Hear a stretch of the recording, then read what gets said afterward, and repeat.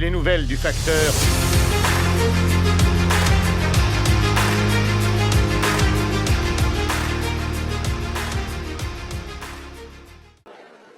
Now, so imagine it was Trump. Imagine any one of these scenarios that has proven to be true. Imagine Twitter was doing what they did for a conservative. What would happen? Imagine investigation. I'd have been in jail like 6 months ago. Right? It's sort of like, imagine Don Jr. was doing the Hunter Biden stuff. Any one of it. No, just pick, like what? There's like 300 Hunter Biden examples. Like, it's a Sunday, so I may not talk about if it was Don Jr. smoking crack with prostitutes. I think it'd be a problem, but I won't talk about that. But if I took $1 billion from China, because China's known for investing $1 billion in crack addicts, right? That's what they do. You think that part usually weeded out in the diligence process, right? That doesn't happen. But do you think what we've discovered, even in the last few weeks, was going on at Twitter? Do you think that's any different than what's going on at any newsroom in America right now? Do you think Twitter's any different than ABC News? Do you think it's any different than CNN? I'd argue CNN's probably worse. And if you look at it based on donations, Twitter was like 99.997 to the Democrat Party. It's no different. It's just they're the first ones to get caught. They were exposed. I mean, we're trying to pretend like Twitter's a unique thing. It's no different at Facebook, Instagram, same thing, right? It's no different at MSNBC, CNN. They've all been doing this. They've manipulated the truth, and those who are willing to speak out, they get canceled. They get shut down. And when they do, it's celebrated. Now, when they dox someone in a real-life situation, there's someone who's had, a white powder substance mailed to their home, like, I understand that's not a comfortable position to be in. That's not free speech. But when they endanger someone's son and they're canceled for about 6 minutes, they lose their minds while they spent the last few years celebrating anyone who questioned the likes of Lord Fauci, who I imagine will be proven to be a total fraud and idiot. Yeah.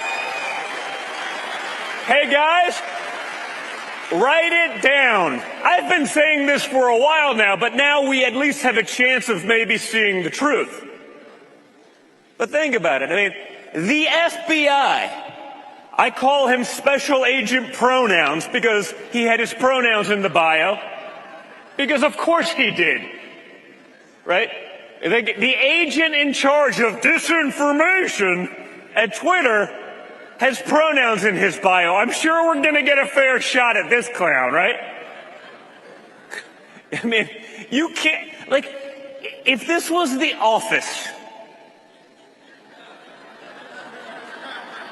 you couldn't write a dumber script. Like, but it's happening in real time in America right now. We gotta be out there fighting for election integrity. Again, it's Sunday, so I won't say you could run Jesus Christ against Joe Biden right now and not win. But I'll say you could run someone pretty close to a deity against a radical, lunatic, leftist idiot who can't even read a teleprompter and lose. We have to be playing that game.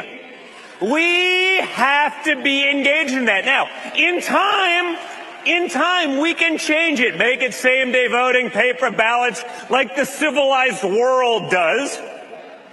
You know, it's not a coincidence, just like it wasn't a coincidence that only conservatives got shadow banned, that only conservative people who were, on the fringe or radical got thrown off platforms. You never once saw a leftist complaining about being deplatformed, demonetized, or anything else.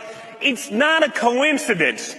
Going on in big tech, to the censorship, to the insanity of the mandates of big tech. We must finally recognize that. You recognize it and you call it out. You can have the greatest platform in the world. You can have the greatest candidate in the world. It doesn't matter if you have no chance of winning. And that's where we're at right now, folks. You're never going to win a fair one. Again, it's not a coincidence that any time it's close, we lose. It's not a coincidence they only break one way. That's by design. And it is demoralizing. But again, folks, I can assure you, I spent a lot of time on the road all over the country, all over the place. I speak to people. I see the issues. People who are even center and center left, they don't think a 3-year-old should mutilate their body permanently and change their sex. They don't think that a parent should not be involved in that decision-making process to take medications and or surgeries to do so. They don't think, even Twitter before it was taken over, I'd say, hey, it's really weird that there's a dude winning all the women's sports out there, and I'm surprised the feminists don't have a problem with it. I'd say that on Twitter before anything changed, and even those who hate my guts, which is like 99% of Twitter, got on there and be like, oh, I can't believe I'm agreeing with Don Jr., but he's right on that. We're not losing on those issues. We're not losing on the fact that we don't want to be in a nuclear war in Russia over a corrupt regime on both sides. We're not losing. Americans aren't thrilled about the fact that it costs twice as much to fill up your car, right? I promise you, they're not losing on that issue. We're also not losing on the fact that the Democrat response to people saying, hey man, I can't afford $5 gas to go to work and feed my family, is go buy a $75,000 electrical vehicle. We're not losing on that issue.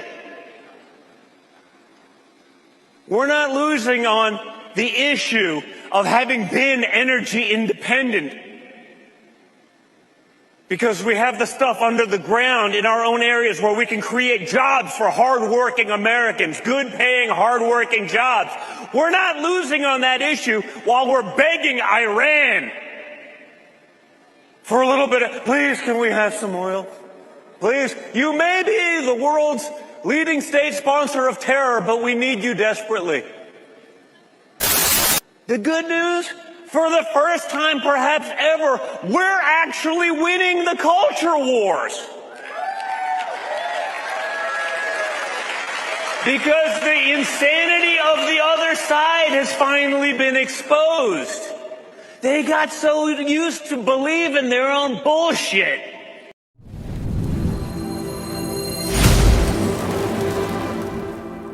Pour ceux qui veulent soutenir notre travail, les liens sont en description. Vous n'avez pas entendu parler du Facteur ? Des nouvelles du Facteur.